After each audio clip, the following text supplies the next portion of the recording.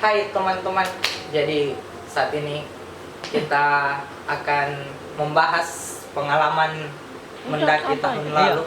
Jadi itu adalah pendakian pertama khususnya untuk saya dan beberapa rekan lain.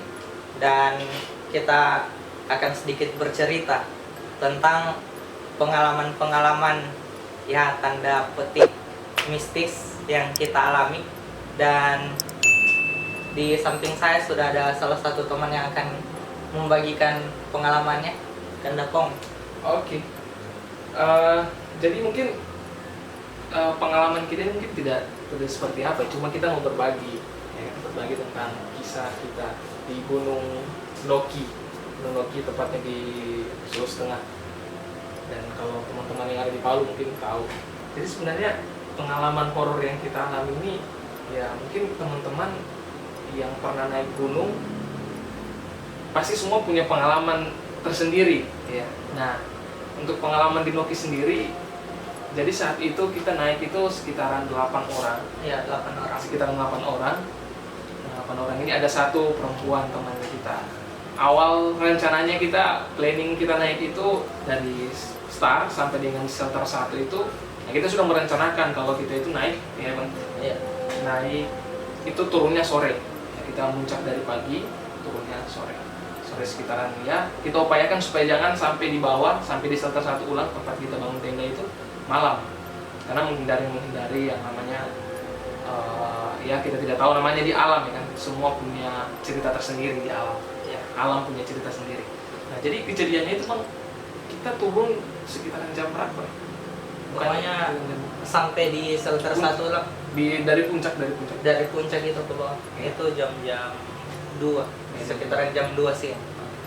Jadi kita turun dari jam 2. Nah, kita memang starting sudah lambat. Jadi pas kita sudah mulai turun, memang sudah mulai mendung.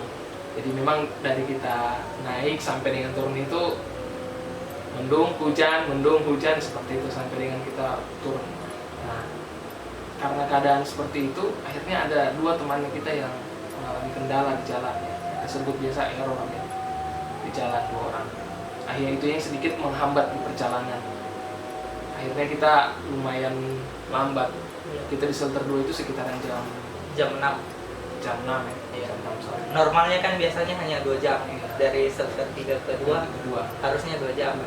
Tapi karena temannya kita yang error itu, itu yang iya, kan harus digendong ya. Digendong dari shelter 3 lalu. Iya. Nah, akhirnya kita lambat turun. Nah, pas kita turun, ya di situ mulai rasa hal-hal yang aneh. Ya. Nanti teman-teman lain juga bisa menceritakan, karena kita pas sampai di shelter 2 kita mulai cerita apa yang kita alami. Jadi ini bukan cerita yang dibuat-buat supaya kita takut dan sebagainya, tidak. Tapi ini yang betul-betul real kita alami di jalan ya. Dari shelter 2 ke shelter 1. Nah, jadi saat itu pas kita mulai jalan, posisi saya itu paling belakang, kedua dari belakang. Jadi gantian sama teman saya satu. Jadi teman saya satu ini yang mengalami kendala, dia error saat di jalan. Jadi saya harus jaga dia sepanjang jalan. Teman-teman yang lain sudah duluan. Nah, untungnya saat itu kita jalan, saya ada pegang senter satu di belakang, karena jadi istilahnya swiper ya harus tetap menjaga bagi teman-teman yang lain. Karena teman saya ini yang di depan ini dia agak sedikit kendala, akhirnya kita lumayan pelan turunnya. Nah, pas di jalan, sementara kita jalan itu, pertama mulai terdengar seperti, ya kita rasa seperti ada yang ikuti. Gitu, ada yang ikuti. Berarti ini dari pas shelter 2. Ya, shelter 2 turun ke 1. Yang Pokoknya belum jauh dari shelter 2. Belum jauh. Pada shelter 2 saat itu, ya sudah mulai rasa lain. Ya. Nah, akhirnya kita mulai dengar suara lonceng sapi itu yang digantung di sini. Ting. Nah, itu. Ya karena mungkin saya juga tinggal di desa, sering dengar seperti itu. Pertama awalnya seperti kayak biasa saja dengar kayak begitu. Ya. Cuma karena terdengar terus, saya mulai juga berpikir, oh iya, tidak mungkin ada suara sapi ada sapi di tengah hutan kayak begini kan. Di gunung. Iya, di gunung. Tidak mungkin ada yang bawa sapi di situ, di mana dia mau diikat. Betul. Nah, saya tanya teman yang di depan saya, dengar tidak suara lonceng sapi? Dengar. Nah, situ keadaan mulai, dan kita mulai berjarak situ sama yang di depan. Antara kami 2 dengan yang di depan itu mulai berjarak. karena ya itu tadi dia lumayan sakit pahanya. Kita pelan jalan-jalan terus, kita pikir mungkin seperti kayak apa, halusinasi, karena mungkin sudah malam juga dan dia mungkin ada sedikit intimidasi rasa takut. Ya. Akhirnya kita berpikir mungkin itu hanya pemikiran kita. Tapi pas habis kita cerita begitu sambil jalan, kedengaran lagi dan suaranya semakin dekat, kayak seperti jarak hanya berapa meter di dekatnya gitu. Nah, situ mulai berpikir, tapi kita diam saja, pura-pura tidak tahu. Jalan terus, tapi suaranya ikut terus. Nah, di situ saya mulai kayak bagaimana ya, rasanya itu mulai ini tidak betul sudah. So bukan apa ini sudah yang lain. Akhirnya saya terus saya kasih begini, putar-putar. Nah, setelah itu tadi saya kasih begini center, itu sebenarnya itu menghilangkan rasa takutnya saya sih sebenarnya. Cuma teman-teman bilang, apa kau gitu? Saya bilang, memang ganggu sekali nih suara-suara ini. Karena posisi di situ saya lagi yang paling belakang kan. Saya tidak tahu pokoknya suara apa semua di belakang, cuma memang yang paling jelas itu memang suara lonceng sapi. Lonceng sapi yang lonceng sapi di gunung. Seandainya dia mungkin hanya di suatu tempat saya dengar, Iya. mungkin itu suara-suara biasa saja kan. Tapi karena sudah jauh jalan tuh ada terus gitu.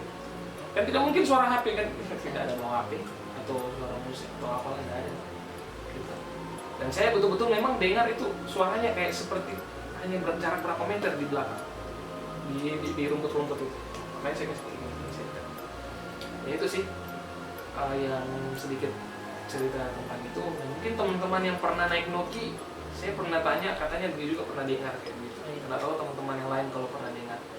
Nah, kejadiannya memang itu antara shelter 1 dan 2 dan tidak jauh dari shelter 2. Mungkin itu sih sedikit cerita tentang apa yang saya rasakan, karena posisi saat itu saya yang paling belakang untuk jadi sweeper. Ya, jadi tadi setelah bersama Pong yang berbagi kisah tentang pendakian yang atau perjalanan yang misterius tadi di Noki Lalaki, sekarang saya bersama seorang teman, Ikel, yang akan membagikan kisahnya. Ya, saya punya pengalaman yang beda kali ini dengan Pong tadi.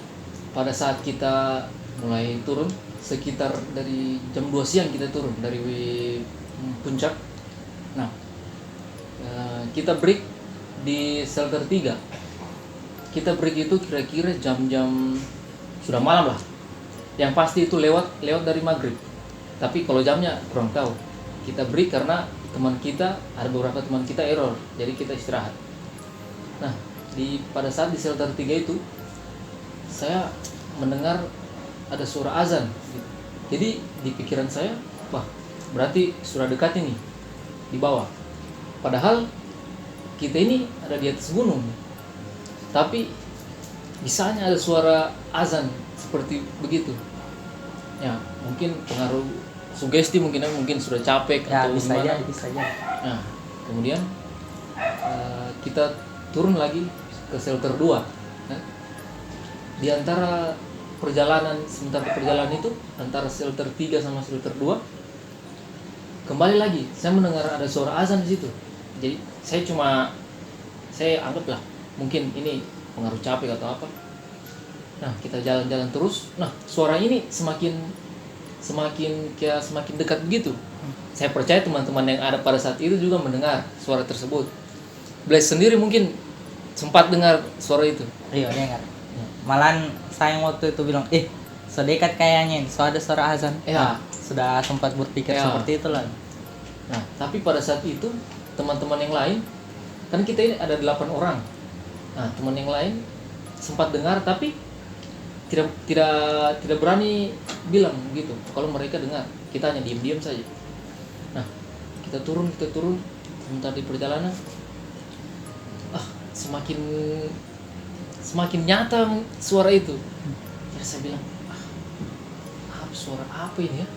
Jadi itu mungkin pengalaman pertama saya mendaki gunung, dapat pengalaman tersebut. Itu kayak apa ya? antara takut dan ingin cepat-cepat sampai di bawah di tenda gitu. Nah, kemudian di antara shelter 2 ya kita terpisah. Iya. Shelter 2 2 ke 1. ya kita tersesat. Nah, terus teman kita yang error ini sudah tidak kuat jalan gitu.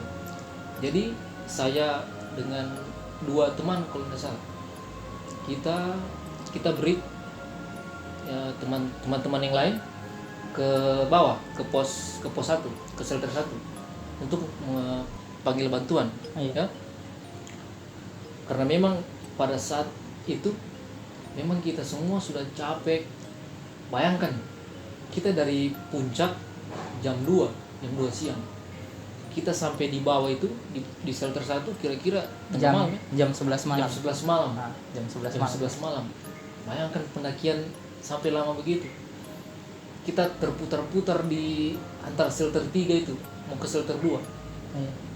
Sama 2 ke 1 itu juga. Ya. Jadi jalannya kayak seolah-olah ini tadi kita sudah lewati ini. Kenapa ada yang pohon yang Patrick Ya. bilang, "Kanda, ini tadi kita sudah lewati ini. Ya. Ada pita-pitanya."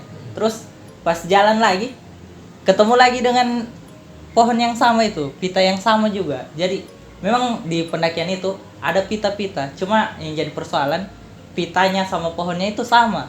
Itu. Jadi itu yang buat kita diputar kayaknya seperti itu.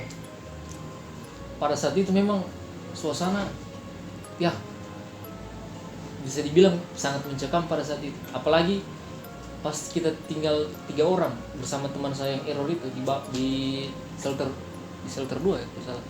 Terus berkat dan teman-teman yang lain ke bawah kan kebetulan pada saat kita naik itu ada 2 tim pendakian. Satu sudah sampai duluan di shelter 1. Jadi berkat dan teman-teman yang lain minta bantuan untuk gendong teman kita satu ini untuk. Nah, kita semua memang pada saat itu sudah error sekali. Kayak sudah ya bersyukur juga pada saat itu ada teman-teman. Jadi memang hanya 2 yang Iya, mendaki. hanya 2 tim. Kita sama ada teman-teman Iya. dari KPA yang Dari sementara KPA. Diksar. Iya.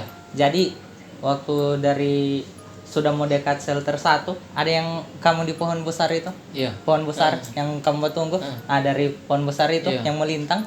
Dari situ kurang lebih 30 menit lagi. Sekitaran itulah sampai di shelter 1. Jadi itu saya dan ada teman yang satu jalan duluan panggil bantuan untuk bantu gendong temannya kita yang error itu. Jadi itu memang sungguh pengalaman yang ya sangat luar biasa. Yang saya bingungkan juga kenapa kita seperti jalan di tempat, teman-teman. Kita turun, kita dengar suara air. Teman-teman yang lain bilang, ini kayaknya sudah dekat pos shelter 1, sudah dekat. Ternyata makin kita ikuti, kita kan sudah tersesat. Pada saat itu memang malam. Dibilang teman kita yang satu, ya kita ikut aliran suara sungai, air. air. Jadi itu kita ikuti terus.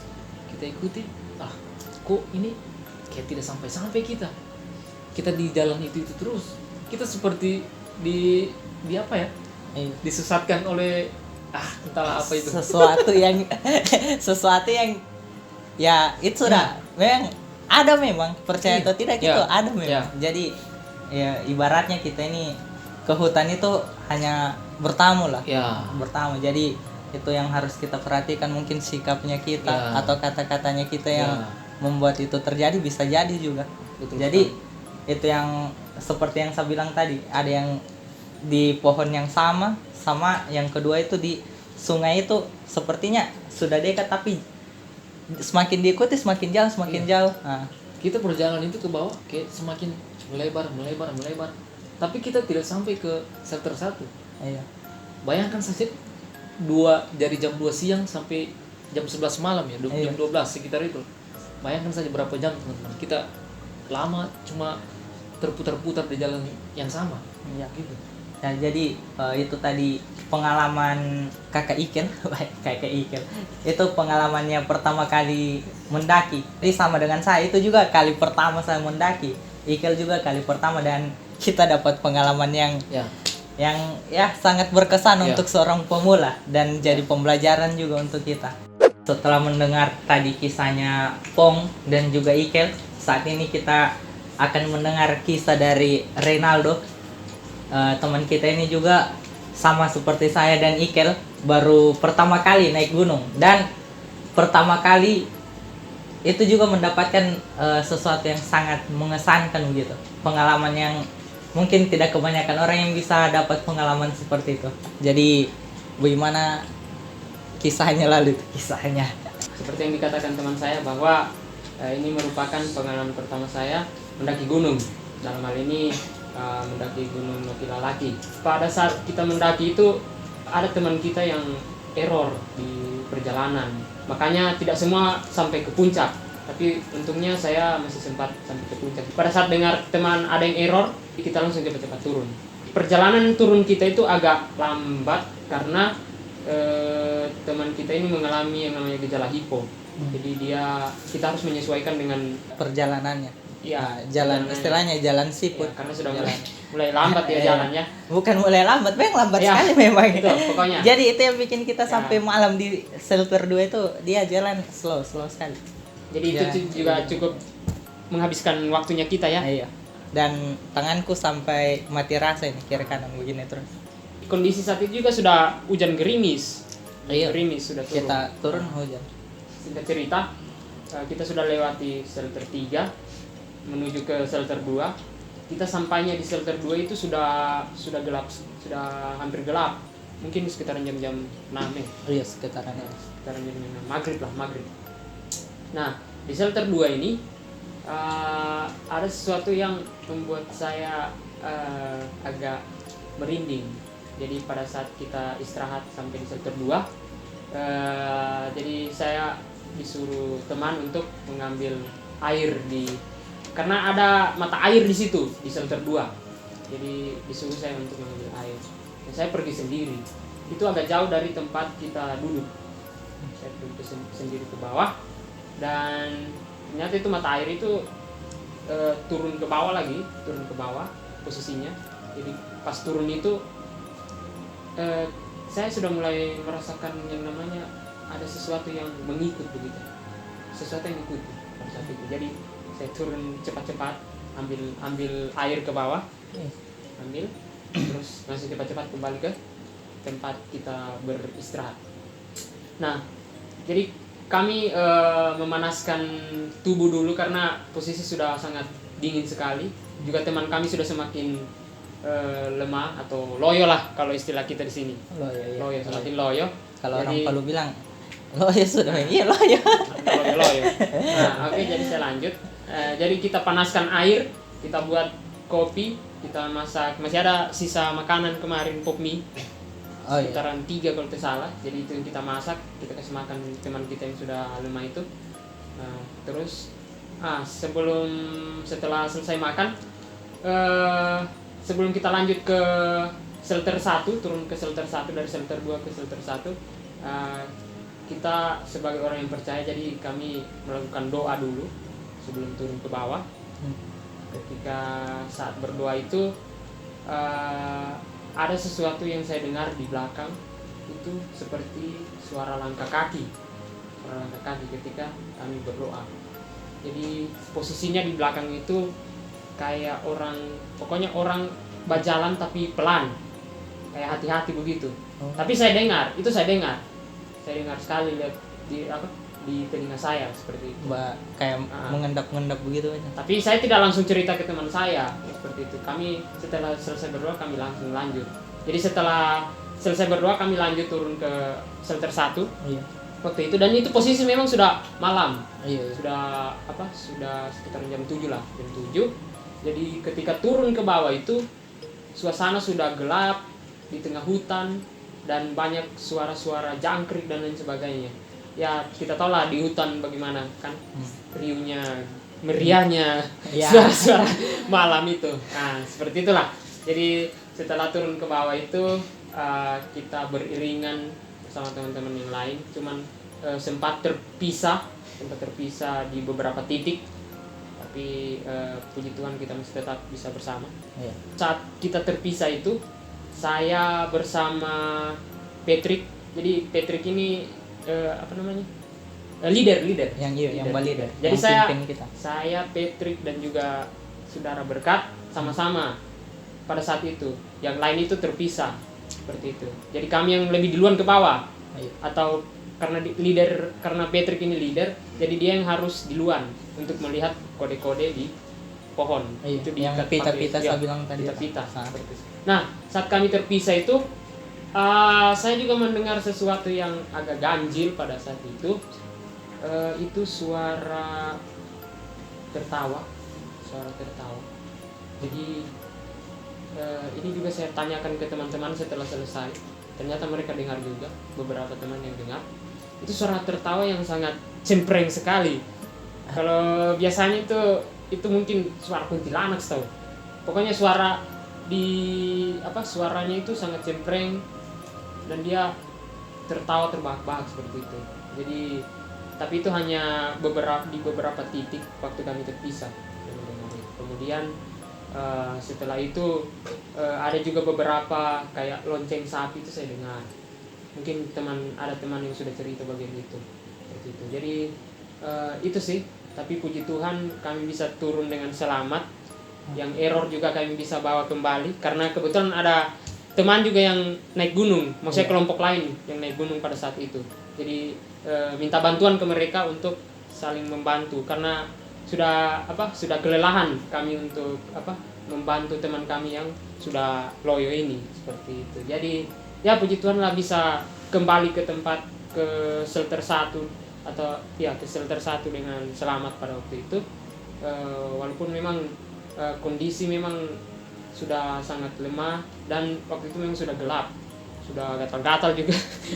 Sudah banyak terpeleset lah istilahnya kami. So gini aja lah deh. Ya mungkin itu yang saya bisa ceritakan ya, sesuatu yang Pengalaman berkesan. ya yang berkesan lah untuk saya karena pertama kali naik Iya. gunung. Saya juga Seperti pertama itu. kali tuh, Jess. Ya, Sama-sama kita pemula.